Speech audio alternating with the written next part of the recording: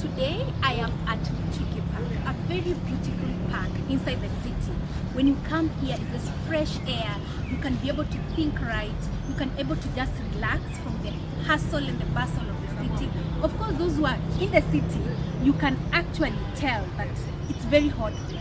When I just entered here, the weather here, the calmness that comes with the trees that have been planted around here, the actually planted very beautiful trees, indigenous trees. Then the river Nairobi passes here and it's very clean. What happened is that if you came here a few years ago, this was a dumping site, an illegal dumping site. But what has happened, the government has been able to rehabilitate this place.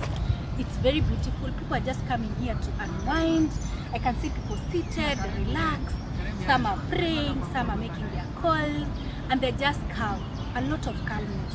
And I'm sure this is what we crave for as Nairobians, clean air, be able to breathe in and out and feel good about yourself. So if you're looking for a place to just unwind, come and relax and enjoy yourself and self-care, Chuki Park is a place to be. Let's learn about Nairobi. Nairobi River is unique because it flows across the city. The source of Nairobi River is Ondiri Dam in the Kikuyu constituency, and it has 9 tributaries. By that I mean we have 9 rivers that flow inside Nairobi River, meaning whatever happens along those rivers will affect how Nairobi River looks like, and eventually will affect what happens at Athi River and eventually at the Indian Ocean. That's why a small action where you are affects so much of what is happening in this river.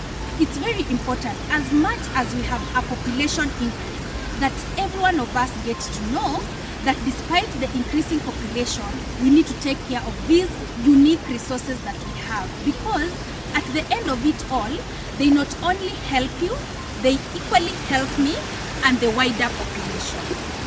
I have mentioned that Nairobi River has 9 tributaries. I'll just mention a few. One of the tributaries is the Bagathi River, the Taduru River, Kyo River, Roero Aroaka. Yeah, you see now, what that means is that whatever happens in those rivers, activities that are happening there, be it you are growing your ndomas there along the river, be it you are throwing, the plastic bags there or dumping the solid waste, they all end in the Nairobi River. And once they end in Nairobi River, it flows all the way to the eastward side of Nairobi, joins at the river, then eventually goes to the Indian Ocean. What does that mean?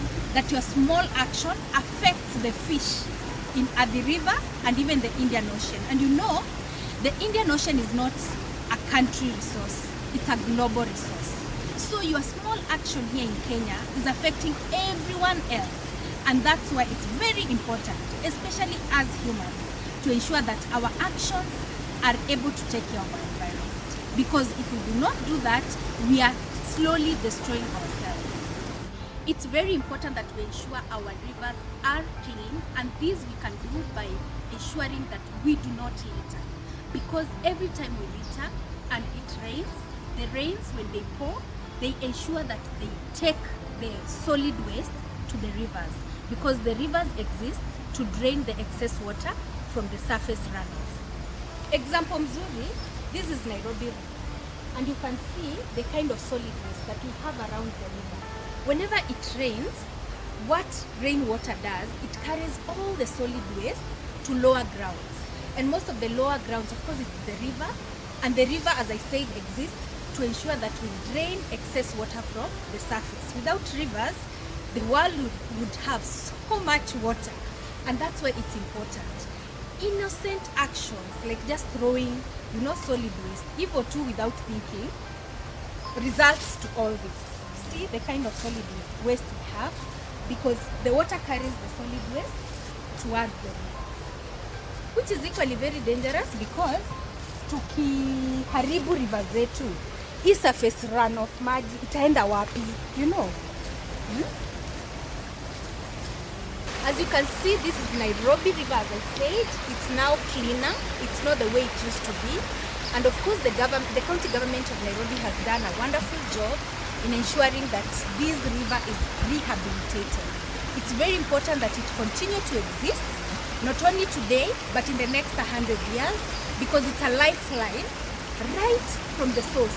So wherever you are watching us from, in whatever country you are in the world, tell us which rivers you have that are draining their waters in the Indian Ocean, because we are connected that way. Environmental matters and issues are interconnected. Don't think that whatever you're doing there is not affecting us. Equally, whatever we are doing here is affecting you. Let's collaborate.